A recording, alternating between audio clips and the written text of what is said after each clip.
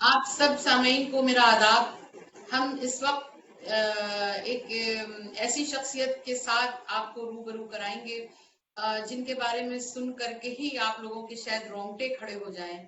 शायरी के हवाले से अगर बात की जाए कि आज मुख्तलिफ द पोइट्री वर्ल्ड की जानिब से मुख्तलिफ अंदाज के इस एपिसोड में आज हम बात करेंगे अशोक मिजाज बद्र साहब से।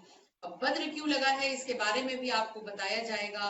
उनकी तमाम ऐसे पहलू जानने की कोशिश की जाएगी क्योंकि इन्होंने जो हमारे आज के खास बल्कि बहुत ही खास मेहमान हैं अशोक बद्र साहब। इन्होंने अपनी तकरीबन तकरीबन 30 साल की जिंदगी बशीर बद्र साहब द लेजेंड जो किसी तारुफ के मोहताज नहीं है। मैं इस वक्त उनका नाम ले रही हूँ तो बहुत इस वक्त मैं बिल्कुल इमोशनल सा फील कर रही हूँ कि आज अल्लाह ने मुझे वो इज्जत बख्शी कि मैं इतनी बड़ी हस्ती के बारे में बात करूंगी, सवाल करूंगी।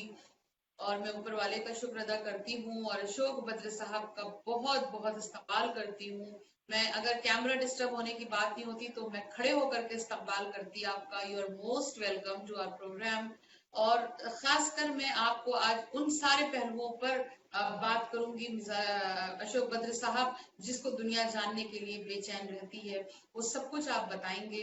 और एक बशीर बद्र साहब के बारे में मैं क्या बोलूं, मैं छोटे मुंह बड़ी बात होगी। मैं इस काबिल भी अभी अपने आप को नहीं समझती हूँ कि मैं उनके बारे में कुछ लफ्ज तारीफ के निकाल पाऊंगी। वो जिस मकाम पर हैं, अल्लाह ने उन्हें जो इज्जत बख्शी, जो जहन बख्शा, जो बैनुल अक़वामी उनकी इज्जत है शुरा कराम में, जो पाए की शायरी करने वालों में से, तो वो बशीर बद्र साहब है। लेकिन फिर भी एक टूटी फूटी जबान से मैं एक शेर उनकी इज्जत के लिए, उनको खैर मकदम करने के लिए पेश करती हूँ कि तुम आज बड़े मौके से महफिल में चले आए। तुम आज बड़े मौके से महफिल में चले आए, हम लोग चरागों का बदल ढूंढ रहे थे। बहुत बहुत इस्तकबाल अशोक मिजाज बद्र साहब आपका आज की इस महफिल में। मैं कहाँ से शुरू करूं मेरी समझ में नहीं आ रहा है, लेकिन फिर भी मैं आपसे कुछ पूछूंगी। लेकिन आज आपको बोलना है, आपको बताना है। सवालात मेरे क्या होंगे वो आप समझ सकते होंगे। लेकिन मैं एक बात शुरू करती हूँ कि पहले तो आप ये बता दीजिए कि उनकी खैरियत दीजिए आप मुझे कि बशीर बद्र साहब, वैसे तो मैं उनको अंकल करके मुखातिब करती हूँ, लेकिन क्योंकि मैं एज अ होस्ट हूँ यहाँ पर तो मैं बशीर बद्र साहब करके बात करूंगी। तो बशीर बद्र साहब की खैरियत बताएं, हम सब जानने के लिए बहुत ज्यादा यहाँ पर परेशान है कि उनकी खैरियत कैसी है। तो पहले आप उनकी खैरियत हम सामाइन को बताएं। अल्लाह का बहुत शुक्र है। और अभी जिस हालत में है अल्लाह का शुक्र है कि और कोई तकलीफ नहीं है, सिवाय थोड़ी सी जहनी जो आप जानते हैं। उस परेशानी के अलावा और कोई परेशानी अल्लाह ने हिम्मत बख्शी है। कोई खास दिक्कत नहीं है, बस यही थोड़ा सा प्रॉब्लम है। और बाकी तो बड़ा करम है अल्लाह जी। अभी लेटेस्ट आपकी मुलाकात कब हुई उनसे? मैं जनवरी में बाद लॉकडाउन के बाद से नहीं गया, जनवरी में गया था। जनवरी अच्छा अच्छा। करीब तो घर गया आप था। जी बिल्कुल। तो अशोक बद्र साहब आप ये बताएं कि क्या आपको क्या चीज इतनी ज्यादा मुतासिर की बशीर बद्र साहब की? वैसे तो शायरी के हवाले से बात करें तो उसका कोई तोड़ नहीं है, लेकिन उसके अलावा और भी क्या चीज थी जो आपने इतना लंबा जिंदगी का एक फेस जो है उनके साथ उनको बल्कि दे दिया आपने? मैं मुझे शायरी पढ़ने का बहुत शौक था। तो मैंने बहुत कम उम्र में ही मतलब शायरी की किताबें जो देवनागरी में छपती थी वो पढ़ना शुरू कर दिया था। पढ़ते पढ़ते मीर गालिब, मोमिन, अपने फिराक साहब और साहिर लुधियानवी स्पेशली, नरेश कुमार साहब वगैरह ये सब पढ़ रखे थे। फिर मेरा धीरे धीरे कव्वालियों से रिश्ता हुआ। तो कव्वालियों में जब बशीर साहब की दो तीन गजलें मैंने सुनी तो मैंने कहा भाई ये कैसे शायर इतने सिंपल मतलब लिखते हैं। फिर पता चला उजाले अपनी यादों के भी सुना, और खुदा हमको ऐसी खुदाई न दे ये भी सुना। तो लगा कि भाई ये भी शायरी है। अभी तक तो मैं बड़ी दकीक उर्दू की और ये शायरी पढ़ता चला आया था इतने बड़े बड़े शायरों को। मैंने ये कौन सी शायरी है भाई, ये भी शायरी अगर है तो ये बड़ी अच्छी है।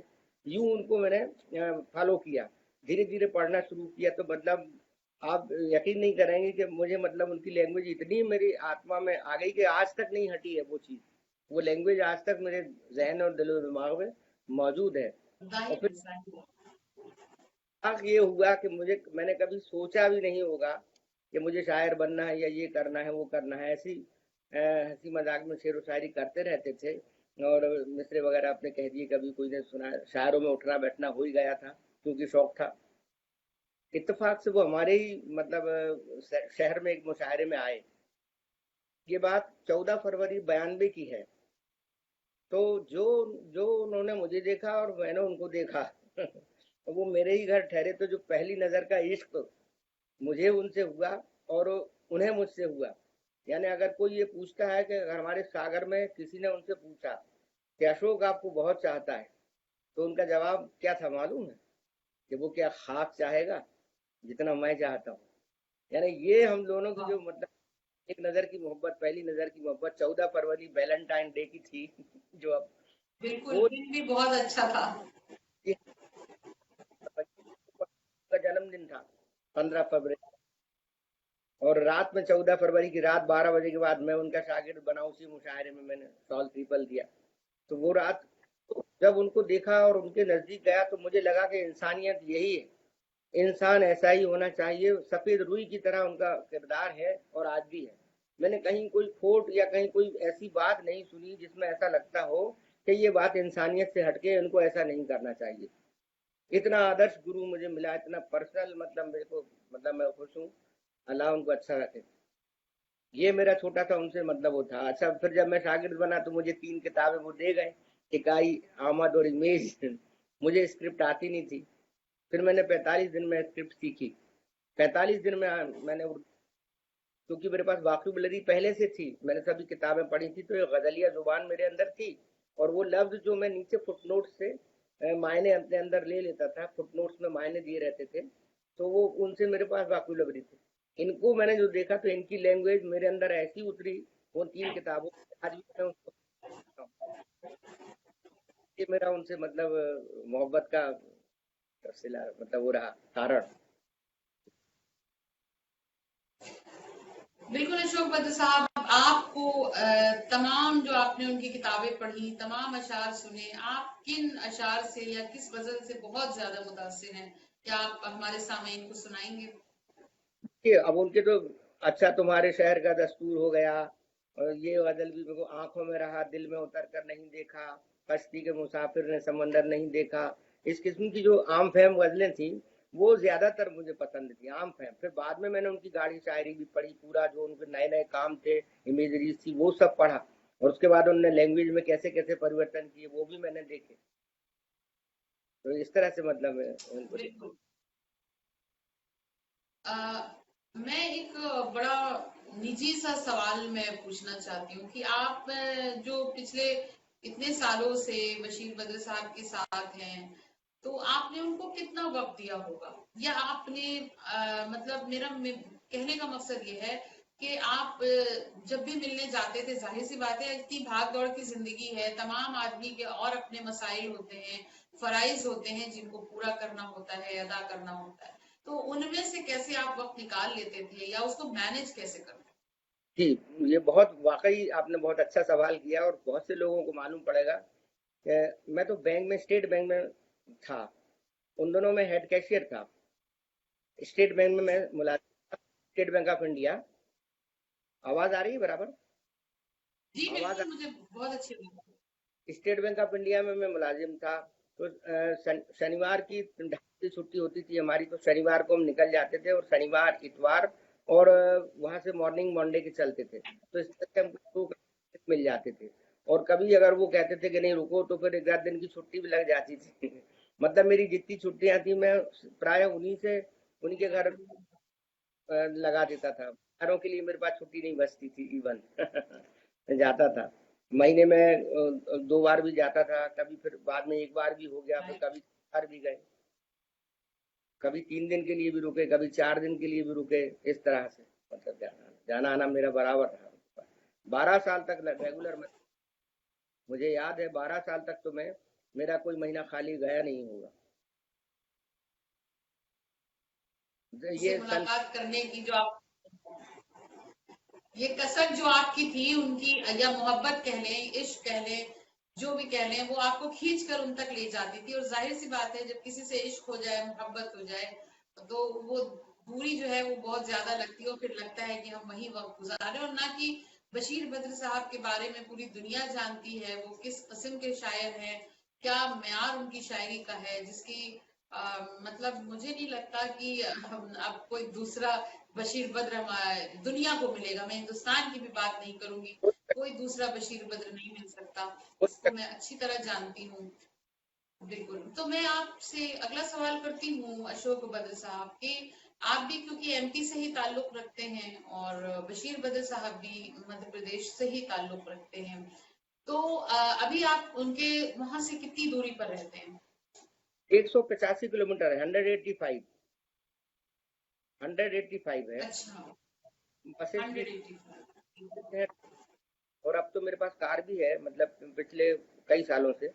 तो कोई जाने आने में 3 साढ़े 3 4 घंटे लगते हैं, कोई दिक्कत नहीं अच्छा, है।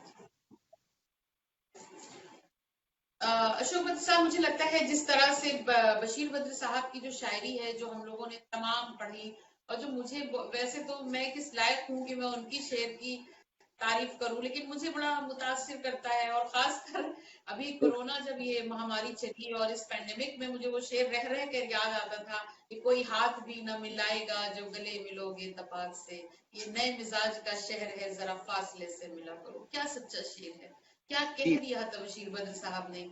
शायर की कलम, सच्चा जो शायर होता है, जो सच्चे शेर इस तरह निकल करके आते हैं जो सदियों बाद भी पूरे हो सकते हैं, तो वो शेर उनका सच्चा रहा।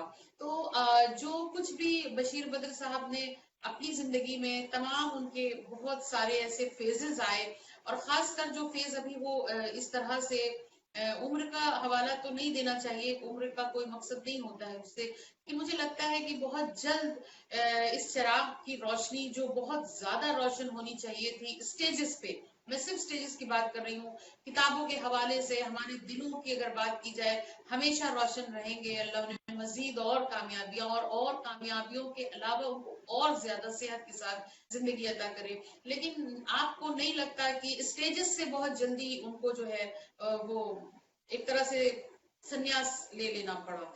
तो आपको क्या ऐसा महसूस होता है कि वो भी एक वजह है आज के मुशायरों के स्टेजेस पर से अदब और बाकी बहुत सारी चीजों की रोशनी मध्यम सी पड़ने लगी है? एक ऐसा फनकार जो जिसकी मौजूदगी ही एक अपने में एक बहुत बड़ा किरदार अदा करती थी।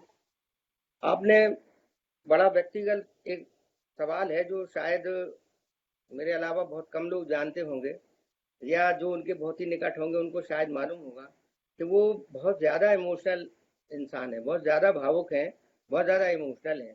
छोटी छोटी सी चीज़ें उन्हें परेशान करती हैं अंदरूनी ज़हनी तौर पर। और उनको उनको की बहुत सी चीज़ें ऐसी हुई उनके साथ, जो वो कह भी नहीं पाए होंगे, या जो थोड़ा बहुत हम लोगों ने जज किया, उसकी वजह से भी उनको काफ़ी पहले डिप्रेशन भी रहा। आप तो जानती होंगी कि मैं जब उनसे मिला था तब वो डिप्रेशन के थोड़े थोड़े पेशेंट थे। तो डिप्रेशन तो उनको था शुरू से ही, मतलब। और वो उसका कारण भी यही था कि दुनिया से कहीं ना कहीं उनको जो गिला रहा, या जो उनके साथ हुआ, या जो लोगों ने उनके इमोशंस को कहीं ना कहीं ठेस पहुंचाई, वो भी एक वजह रही है। वो लंबी और ज्यादा बड़ी वजह रही मेरी। उससे उनको काफी जहनी तकलीफ हुई होगी, यकीनन। मुझे ऐसा, जो मुझे लगता है कि एक मेरे बहुत ही फेवरेट एक और शायर हैं इकबाल अशर साहब, उनका एक शेर है, मैं आप यकीन माने कि अक्सर मैं जब बशीर बद्र साहब को आजकल कई दिनों से पढ़ रही थी पिछले, तो मैं मुझे बार बार एक शेर उनका मेरे जहन में बार बार आ रहा था। शायद ये शेर उन्होंने कहा है इकबाल अशर साहब ने, लेकिन वो बशीर बद्र साहब के ऊपर, उनकी जिंदगी पर बिल्कुल फिट बैठता है, कि न जाने कितने चरागों को मिल गई शोहरत एक आफताब के बेवक्त डूब जाने से। और मतलब आज बहुत ज्यादा जरूरत थी जी स्टेज को, ये जो स्टेजेस हैं मुशायरे के, बशीर बद्र साहब जैसे शायरों की बहुत सख्त जरूरत थी। लेकिन बहरहाल ऊपर वाले की मर्जी के आगे तो कोई नहीं कर सकता, लेकिन बस हम सब यही चाहते हैं कि अल्लाह उन्हें मजीद सेहत के साथ जिंदगी अता करे। जी दूसरी बात यह है कि अगर अब आपके बारे में बात करें, आपने जो कुछ भी अदब के खिदमत की है, तो आपने ज्यादातर आपकी रचनाएं उर्दू में है या हिंदी में है? वो किस किस्म की गजल आपने किस तरह की? बहुत अच्छा। जैसा कि मैंने आपको बताया, मेरी लैंग्वेज उनकी लैंग्वेज से कहीं अलग नहीं थी, और मेरी भाषा और मेरी जो बात है उतनी ही उर्दू मैंने इस्तेमाल की जितनी वो करते थे। उर्दू मेरा पहला शौक रहा। बताया कि जैसे ही मैं उनका शागिर्द बना, सबसे पहला काम 45 दिन मैंने उर्दू सीखने का किया। और आपको ये जानकर खुशी होगी कि मेरा पहला मजमूआ 1995 में उर्दू में ही आया था, समंदरों का मिजाज, यानी I am born with Urdu मजमुआ। मैं उर्दू मजमुए के साथ पैदा हुआ 1995 में। बाद में उसका हिंदी संस्करण आया। फिर उसके बाद 2000 में मैंने गजलनामा, वो भी उर्दू में आया। और फिर अभी तीसरी किताब आई, वो भी उर्दू में है। 3 किताब उर्दू में मेरी हैं, और ये इसी लैंग्वेज में है वो, मगर सब और वही की वही चीज हिंदी में है। यानी मेरी जो लैंग्वेज है वो ऐसी है कि यदि हिंदी में छाप दी जाए तो वो हिंदी है, और उर्दू में छाप दी जाए तो वो उर्दू है। इतनी सलीस और मतलब आम जुबान फहम की भाषा है। उनकी भी वही थी, और बाद में तो उन्होंने और लाइट करने की कोशिश की, मैं उसको आगे बढ़ा रहा हूँ। क्योंकि वो लैंग्वेज को आपने लैंग्वेज का सवाल किया तो मैं थोड़ी सी जोड़ देता हूँ कि जैसे उनकी कम से कम 50 गजलें ऐसी हैं जिसमें बिल्कुल आम हिंदी की तरह है। मतलब जैसे वो है अपने दिन का राजा रात की रानी हम दोनों, वो आपने गजल सुनी होगी। इस तरह की जी जो जी लैंग्वेज, चंदा जैसी जोड़ी हम दोनों, दिन का राजा रात की रानी हम दोनों, एक दूसरे से मिलकर पूरे होते हैं, आधी आधी एक कहानी हम दोनों। तो ये जो लैंग्वेज आई है कि कम से कम 50 गजलें मैंने निकाली हैं पूरी कल्चर यक्सा बुक में से, जिसमें ये लैंग्वेज है। और इसी लैंग्वेज को मैंने आगे देखा तो निदा फाजली भी जो है वो हिंदी तरफ आ रहे थे। पुराने शायरों में ये रहता था कि वो बड़ी दूरंदेशी से काम लेते थे। उन्हें मालूम रहता था कि आगे क्या होने वाला है, और उसका इशारा वो अपनी किताबों में छोड़ जाते थे। हिम्मत तो वो भी करते थे कि हम इस हद तक आए, लेकिन शायद अपनी डिग्निटी और उसको मेंटेन करने के लिए वो इशारे कर जाते थे कि आने वाला जमाना ऐसा कुछ आने वाला है। तो उन्होंने ये हिंदी की ये लैंग्वेज ली। निदा फाजी साहब को भी देखें तो दुख में नीर बहा देते थे, सुख में हंसने लगते थे, सीधे साधे लोग थे लेकिन कितने अच्छे लगते थे। या या एक शेर और, गरज बरस वो प्यासी धरती को गुड़धानी दे पानी दे वाला, वो भी शेर हिंदी में आया। उसके बाद नए पोशाक पहनकर मौसम आते जाते हैं, नए पोशाक पहनकर मौसम आते जाते हैं, फूल कहाँ जाते, जब भी जाते हैं लौट आते हैं। तो ये जो लैंग्वेज आ रही थी, तो मैं समझ रहा था कि भाई अब जो आने वाले हिंदुस्तान, बड़े माफी के साथ कहना चाहता हूँ कि उर्दू की जो बैक जा रही है, मतलब धीरे धीरे कम होती जा रही है, आम आम बोलचाल में भी कम हो रही है, और तालीम के एतबार से भी बहुत बड़े दुख के साथ कहना पड़ रहा है कि ये शायरों की जुबान तो है लेकिन आम इंसान की जुबान में बड़ा मुश्किल हो रहा है। तो हमने अगर शायरी आम इंसान के लिए की, और वहां अगर उर्दू नहीं समझी जा रही हमारी, तो या उतनी ही उर्दू समझी जा रही है, तो जितनी हम लिखें, जितनी समझी जा रही है उतनी ही हम लिखें। ये मेरा अपना मन हुआ। मैंने ऐसी भाषा ली जो हिंदी में छप जाए तो हिंदी में, और उर्दू में छप जाए तो उर्दू में। ऐसा मेरे 3 मजमूए हैं उसमें, और बाकी 4 मजमूए जो है वो 2 वाणी प्रकाशन से छपे और 2 भारतीय ज्ञानपीठ ने छापे हिंदी गजल के नाम से। तो लैंग्वेज तो मेरी ये हम हिंदुस्तानी जुबान की हो गई, जो जिस हिसाब से मैंने आपको शेर बताए, ये लैंग्वेज मैंने ली, और यही काम मैं आगे बढ़ा रहा हूँ। जी बिल्कुल अशोक बद्र साहब, होना भी यही चाहिए मेरे ख्याल से, कि जबान ऐसी हो कि समझ में आए। क्योंकि ये हमारी काबिलियत का मुजाहरा तो हो सकता है कि हम कितनी सख्त से सख्त उर्दू, या अगर जो हिंदी में कहते हैं तो वो हिंदी इस्तेमाल कर ले अपनी गजलों में, रचनाओं में, लेकिन जब सामईन उसको समझ ही नहीं पाएंगे तो उसका कोई मतलब नहीं निकलता। तो मैं भी इसकी कायल हूँ कि जबान बिल्कुल ऐसी होनी चाहिए कि वहां पर जहां भी आप प्रोग्राम्स में जाएं, आपकी बुक्स जिन लोगों के हाथों में जाएं, तो आपको समझ में आए अगले को कि हाँ मैं क्या शायद कहना क्या चाह रहा है। और अपनी बात सामाइन तक पहुंचा करके उसके जहन में बिठा देना, ये शायर के लिए बहुत बड़ी कामयाबी है। बशीर बद्र साहब को के लिए शायद ये कामयाब लफ्ज भी छोटा पड़ जाएगा कि उन्होंने कितने सारे ऐसे मौजूआत हैं जिन पे शेर कहे हैं, बहुत अच्छे अच्छे कहे हैं, ऐसे ऐसे कहे हैं कि जो जिंदगी में तमाम ऐसे मरहले आते हैं जहां पर उनके शेर दिमाग में अपने आप जगमगाने लगते हैं। तो ये उनके लिए बहुत बड़ी कामयाबी है, और बहुत सारे लोग बहुत फैंस हैं उनके। मैं भी उसमें से एक अदना सी छोटी सी फैन हूँ उनकी, और मैं उनकी सेहत के लिए मुस्तकिल दुआ करती हूँ, बल्कि मेरा पूरा घर करता है। जाहिर सी बात है कि पापा बहुत ज्यादा उनकी इज्जत करते हैं, तो उस लिहाज से भी हम सब लोग करते हैं। एक बात अशोक बद्र साहब, मैं बार बार जब आपका नाम ले रही हूँ अशोक बद्र साहब, तो जब आपने, जाहिर सी बात है मेरे ख्याल से बशीर बद्र साहब के लिए के नाम का बद्र ही अपने में आपने उसको जोड़ा, जो तखल्लुस कह लें या जो भी कह लें, तो उनको या उनके और जो उनके मेरे ख्याल से जो बच्चे वगैरह हैं, जो संतानें हैं उनकी, उनको कोई प्रॉब्लम नहीं आई आपने उनके नाम का सरनेम अपने नाम के आगे लगाया? जी मैं बताता हूँ। एक बार का किस्सा है ये। सन मतलब 93 का करीब होगा, 93 का करीब। जैसे ही क्या नाम से मैं, एक मेरी गजल जो थी वो बड़े मजीद शोला ने गाई, तो मैं बड़े खुश होकर क्लिप ले करके, मतलब उसके ऑडियो उस समय कैसेट चलते थे, ले करके, और मैं कहा चलो, मैंने कहा सर को सुनाऊंगा। तो मैंने उनसे कहा, मैंने कहा ये देखिए क्या नाम से, ये बड़े मजीद शोला ने मेरी गजल गाई है। तो कहने लगे कि ये बड़े मजीद शोला क्या होता है। तो हमने कहा उनका एक शागिर्द भी है, वो लिखता है छोटा मजीद शोला, इसलिए ये बड़े मजीद शोला कहलाते हैं, इन्होंने मेरी गजल गाई है। तो बोले यार, तो फिर यार तो तुम तो छोटे बशीरबद्र कहलाओगे, तुम मेरे शिष्य, तो तुमको कल से मैं छोटा बशीरबद्र कहूंगा। वो ऐसे हंसी मजाक करने लगे। फिर मैंने कहा नहीं साहब, हम तो मिजाज बदल ही ठीक है, हमको कुछ नहीं चाहिए इसके आदत से। मैं बशीरबद्र नहीं बनना चाहता, मैं मिजाज बदल बन जाऊँ तो वही है। तो बोले ठीक है, मैं आज से तुम्हारा नाम यही रख देता हूँ। और उसी दिन या उसके अगली मीटिंग में हुआ होगा, तो एक मुशायरे में जाना था, तो बोले कि आप मुशायरों में जाते हो तो एक काम करो, वो बनवा लो, विजिटिंग कार्ड। तो मैंने कहा ठीक है। तो वो, मैंने कहा कैसा बनाऊं, तो उन्होंने अपने अपने हाथ से मेरी डायरी पर लिखा हुआ है, वो मैं अब किसी रोज दिखा दूंगा, मेरे इंटरव्यू में है। उसमें डेट भी डली है, एक तरफ उनकी गजल लिखी, उसमें डेट डली है 1993 की कोई। और बड़े आराम से उन्होंने मेरा लेटर पैड बनाया, वो सॉरी विजिटिंग कार्ड बनाया, अशोक मिजाज बदर, अपने हाथ से। वो मेरा नाम 93 में उन्होंने यही पूरा नाम खुद अपने हाथ से लिखा, अशोक मिजाज बद्र। और उनके जो खत मेरे पास आते थे, पोस्ट कार्ड, उसके पीछे भी पूरा यही लिखा हुआ। मैंने एक इंटरव्यू मेरा पड़ा हुआ है उसमें, यूट्यूब पर, उसमें अभी मैंने वो लेटर दिखाया इतने सालों बाद। मैंने किसी को नहीं बताया कि नाम उनने रखा कि मैंने रखा, क्या हुआ, लेकिन ये मैंने अभी दिखाया उनको। वो पोस्ट कार्ड जिसके पीछे अशोक मिजाज बदर, मेरा नाम फिर कोष्टक में ब्रैकेट में अशोक सिंह, जो मेरा ओरिजिनल नाम है, वो लिखते थे। तो ये तो मेरे को 93 से ये सौभाग्य प्राप्त है कि उनके हाथों से, उनके लिखी हुई राइटिंग में मेरे पास वो चीज मौजूद है, मेडल की तरह, और मेरी जान वरदान की तरह मौजूद। तो ऐसे मेरा नाम मिजाज तो ये आपको वाकई मालूम है।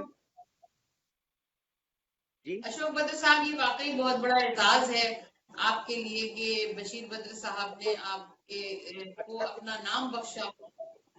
अच्छा नहीं और लगता तो, अब मैं जो सवाल, अच्छा नहीं लगता, नहीं तो मैं अब जो उनकी मैं किताब। आपसे सवाल वो करने जा रही हूँ, जी। अब जो मैं आपसे सवाल करने जा रही हूँ वो थोड़ा सा तल्ख हो सकता है, ठीक लेकिन है। मैं इसका बिल्कुल जवाब चाहूंगी, हमारे सामाईन जानना चाहेंगे कि जी। बशीर बद्र साहब ने जो कुछ इस मुल्क को दिया, पूरी दुनिया में नाम जाना जाता है कि जब बड़े बड़े मुशायरों में अबू धाबी, दुबई और तमाम, शारजा, लंदन, बहुत सारी जगहों पे मुशायरे हुए, मुझे मालूम है, बड़े बड़े जहां जहां भी बशीर बद्र साहब गए मुशायरों में, हिंदुस्तान की नुमाइंदगी की, इस मुल्क की नुमाइंदगी की। लेकिन इतना बड़ा शायर अगर आज अपने हालात से लड़ रहा है, जी। खास करके गुमनामी की जिंदगी बिताने पे मजबूर है बशीर बद्र, आपको नहीं लगता कि उस स्टेट की गवर्नमेंट या गवर्नमेंट ऑफ इंडिया, चाहे वो कोई गवर्नमेंट रही, मैं किसी पर्टिकुलर पार्टी वगैरह की बात नहीं कर रही हूँ यहाँ पे, मैं कोई भी सरकारें जो आती जाती हैं, क्या आपको नहीं लगता कि उनके लिए कुछ खास इनको तवज्जो चाहिए थी जो नहीं दी गई हिंदुस्तान में उस तरह की तवज्जो? जी, इसका भी दुख, मुझे भी बहुत दुख है। जब तक वो चलते फिरते रहे, मतलब आने जाने लायक रहे, तो हर नेता के यहाँ कोई भी अगर कोई मेहमान आता था, गेस्ट आता था, तो वो जरूर बशीर साहब के यहाँ लाते थे या इनको इनवाइट करते थे। अब वो मामला शायद उनकी सेहत की वजह से नहीं है, लेकिन ये आपका बिल्कुल सही कहना है, ये उनको चाहिए था, और चाहिए कि मतलब उनको इनका पूरा ध्यान रखना चाहिए। और जिस लायक उनकी शख्सियत है और जो उनका काम धाम है, उस हिसाब से उनको बाकायदा उनकी पूछ परख होनी चाहिए, जीते जी। दूसरी बात अशोक बद्र साहब, मैं ये कहना चाहूंगी, ये बात तो हमने की स्टेट गवर्नमेंट और सेंट्रल गवर्नमेंट की, अब अगर हम अपने उर्दू अदब के हवाले से बात करें, उर्दू साहित्य के हवाले से बात करें, तो इसके बड़े बड़े नाम हैं, और खासकर वो लोग जो बड़ी बड़ी अकेडमीज के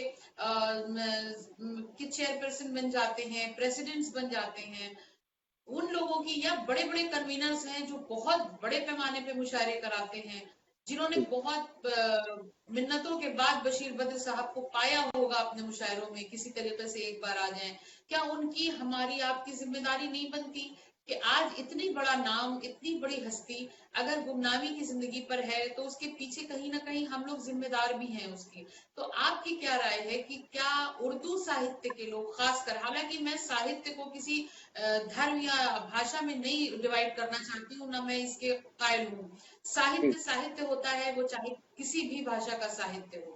तो अगर यहाँ पर मखसूस, क्योंकि उनके ऊपर एक ये है कि वो हिंदी, हालांकि उन्होंने बहुत से दोहे भी कहे मुझे मालूम है, लेकिन जो भी वो साहित्य उर्दू साहित्य के लोग हैं, क्या उनके साथ इंसाफ नाइंसाफी नहीं की उन लोगों ने, क्या इंसाफ किया?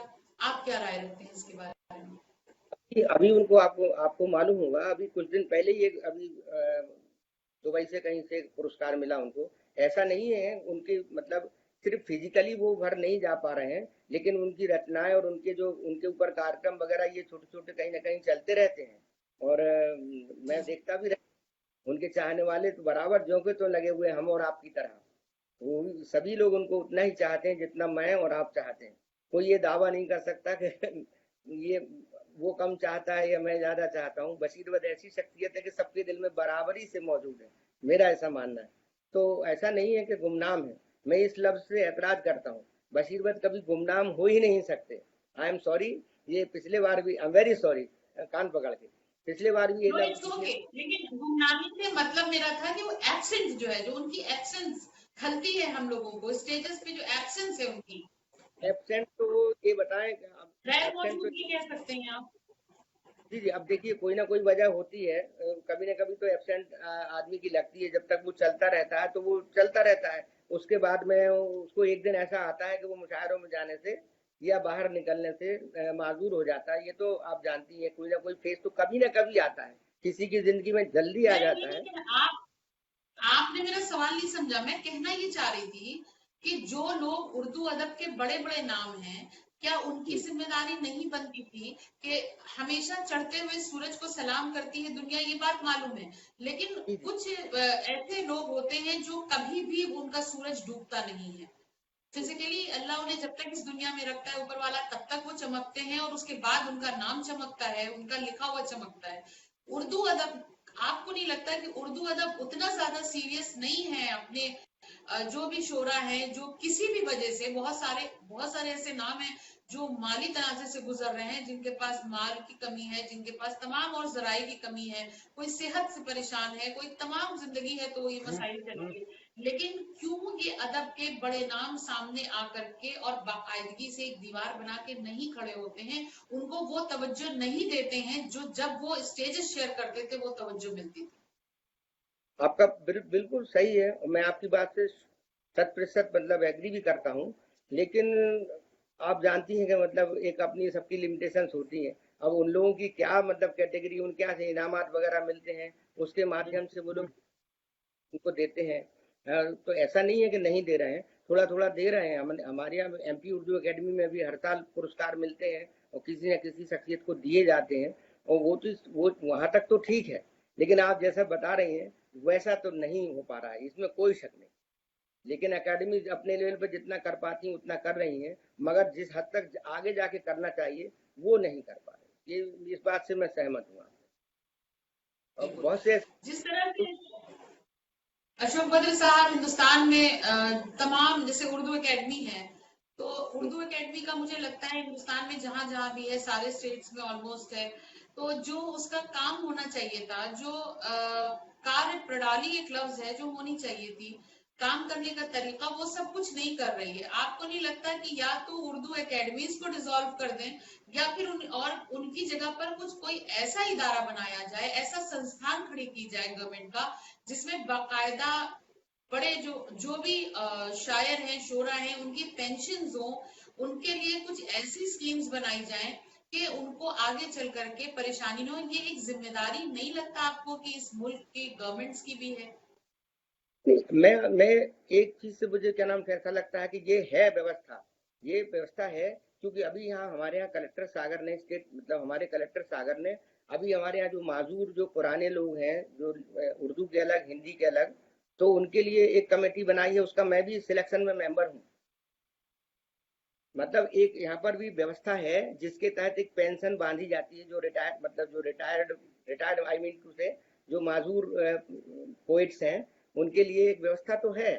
वो बहुत कम लेवल पे है, लेकिन वो व्यवस्था है। इसलिए क्योंकि मैं अभी एक पिछले 2-3 महीने तो इस तरह की व्यवस्थाएं हैं, लेकिन वो बहुत ज्यादा उनके लिए है, मतलब जो माजूर है या जो बूढ़े हो चुके हैं, अब उनके उनके पास कोई जरिया नहीं है कमाई का कोई, मतलब वहां पर के लिए है।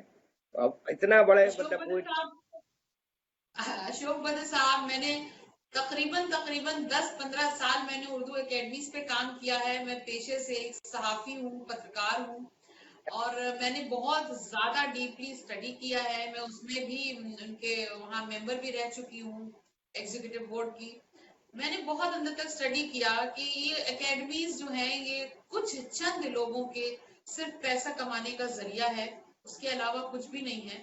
तो जहां तक आप जिन पेंशन्स की बात कर रहे हैं वो इतना नॉमिनल होता है कि अगर आज हाँ, की तारीख में उससे एक वक्त का खाना नहीं खाया जा सकता, एक दिन तो छोड़िए, एक वक्त का खाना नहीं खाया जा सकता। तो वही तो मैं कह रहा हूँ, जो अब नॉर्म्स के ज्यादा कोई जा नहीं सकता। यदि मुझे भी उस सीट पे बिठा दिया जाए और बोल दिया जाए कि इनको 600 रुपये महीने पेंशन देनी है, तो मैं 600 रुपये ही दे पाऊंगा। तो ये मजबूरी तो है। अगर लिमिट अब जैसे विधवा पेंशन मान लीजिए छोटी सी है, या फलानी पेंशन या इनकी पेंशन 500-600 रुपये है, तो वो जो लिमिटेशन है उसको तो क्रॉस नहीं कर सकता जो सीट पे बैठा है। गवर्नमेंट को चाहिए कि उसको बढ़ाए। आज सबकी तनख्वाहें बढ़ चुकी हैं, आज सबका पेंशन बिल्कुल। भत्ते तो, मगर ये चीज वहीं की वहीं है। इसको भी आज की महंगाई के जमाने के हिसाब से हजारों में होना चाहिए, जो अभी सैकड़ों में है। ये आपका कहना दुरुस्त है। बिल्कुल, कम से कम इतनी पेंशन तो हो जाए कि उनकी एक महीने की दवा आ जाए पूरी पूरी। अब बहुत से लोग हैं, बहुत अफसोस होता है, ऐसे ऐसे नाम हैं बाकायदा। मैंने बहुत लोगों को इस तरह से देखा है जो बहुत परेशान है, बहुत ही ज्यादा परेशान है, लेकिन किसी का ध्यान उस तरफ उतना नहीं जाता है। हम लोग भी बात करके रह जाते हैं, लेकिन मुझे लगता है कि अब वक्त आ रहा है कि हमें इस पर आवाज उठानी पड़ेगी। और इन सारे शोरा के नाम जो बड़े नाम है खासकर, और मुझे बड़ा अफसोस होता है देखकर, बशीर बद्र साहब नहीं, इसके अलावा बहुत सारे मेरे पास नाम है। तो यहाँ पर डिस्कशन में मैं सिर्फ ये जानना चाह रही थी कि क्या आप इन बातों से मुत्तफिक हैं कि पेंशन जैसी चीज होनी चाहिए और इतनी होनी चाहिए कि कम से कम उनके इस्तेमाल में आ सके, सिर्फ खाना मैं, पूर्ति ना हो उस चीज की? मैंने वही तो पहले आपसे कहा। अभी अभी वही बात तो मैंने कही कि जिस हिसाब से महंगाई बढ़ गई है, जिस हिसाब से दूसरे लोगों के भत्ते और सैलरीज बढ़ गई हैं और सारी चीजें बढ़ गई हैं, तो उस हिसाब से ये भत्ते जो बहुत कम नॉमिनल हैं ये भी बढ़ने चाहिए। और आगे होकर के गवर्नमेंट को ये तलाश भी करनी चाहिए कि भाई कौन कितने हमारे यहाँ पोइट हैं, उनमें से कितने माजूर हैं और किन किन को पेंशन के हकदार हैं। वो बाकायदा उसके सर्वे होके वो होना चाहिए और उनको वो चीज मिलनी चाहिए। जीवन भर जो खिदमत करता है उसको अंततः कुछ ना कुछ तो मिलना चाहिए, और अच्छा अमाउंट मिलना चाहिए जिसमें वो सेल्फ मतलब अपना काम कर सके। आपका मैं आपकी बात से 100% मुत्तफिक हूँ, इत्तेफाक रखता हूँ। अशोक बद्र साहब, कोई एक आप अपनी रचना हम लोगों को अच्छी सी सुनाइए, हमारे सामईन सुनना चाहेंगे। कितना वक्त है? ठीक है। बिल्कुल, आप सुनाएं।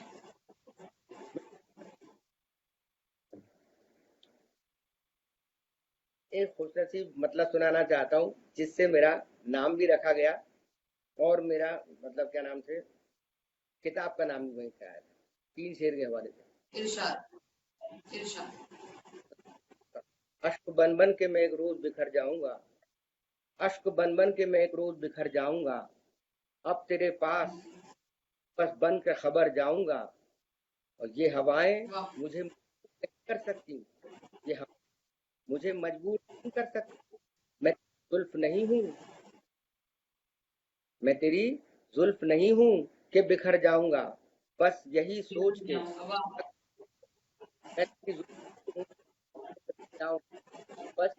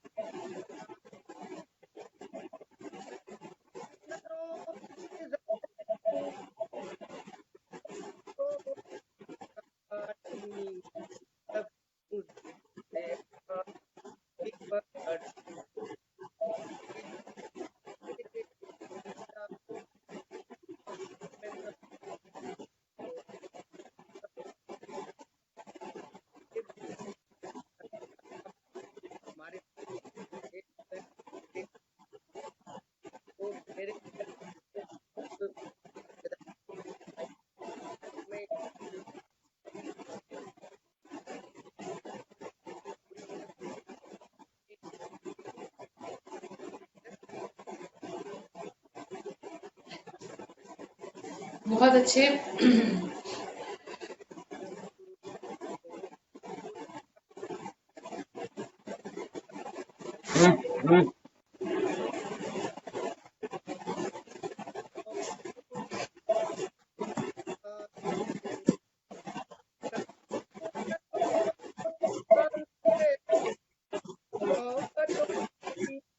प्राण दे मेरी वाह को लगा बदल कहे तो दे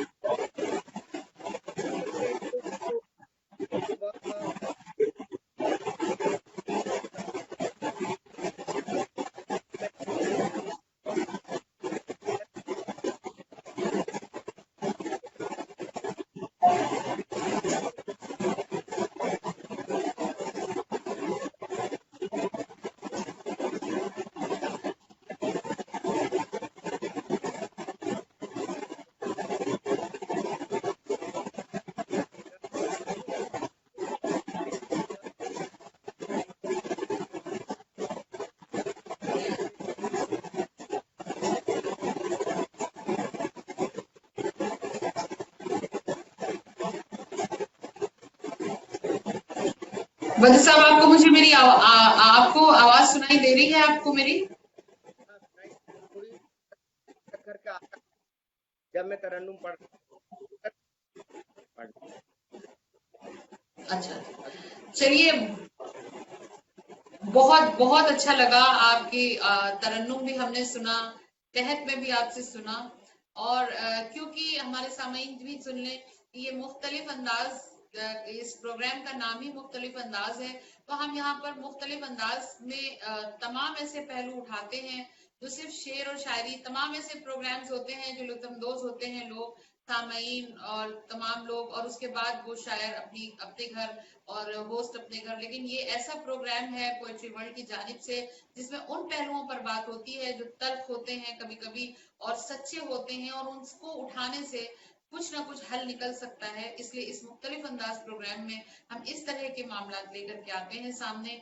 और मुझे उम्मीद है कि अशोक बद्र साहब आपको अच्छा लगा होगा, हमें बहुत अच्छा लगा, हमारे सामईन को बहुत पसंद आए। आप भी, आपकी तमाम बातें, आपने जो कुछ भी हम लोगों को बशीर बद्र साहब के बारे में बताया, वाकई जानकर के बहुत खुशी हुई। हमारी आंखें इतनी पूनम है, मुझे लगता था कि काश ऐसा होता कि इस वक्त बशीर बद्र साहब बैठे होते और मैं उनके साथ प्रोग्राम कर रही होती, तो अलग ही कैफियत होती। लेकिन बहरहाल आपका बहुत बहुत शुक्रिया, बहुत अच्छा लगा। आपने जो कुछ भी उनके बारे में बताया, उनसे हमारा सलाम अर्ज करिएगा और कहिएगा कि हम लोगों के लिए भी दुआ करें, और बहरहाल हम सब उनके लिए दुआ करते रहते हैं। आपका बहुत बहुत शुक्रिया। फिर इंशाल्लाह कभी आपसे मुलाकात होगी, हो सकता है रूबरू हो सकता है इसी तरह ऑनलाइन हो, पर उम्मीद यह है कि इंशाल्लाह रूबरू हम मिलेंगे और फिर बात करेंगे ढेर सारी।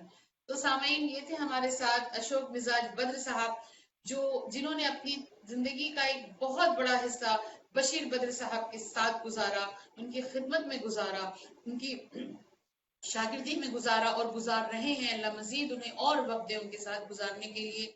तो आज के लिए इतना ही काफी।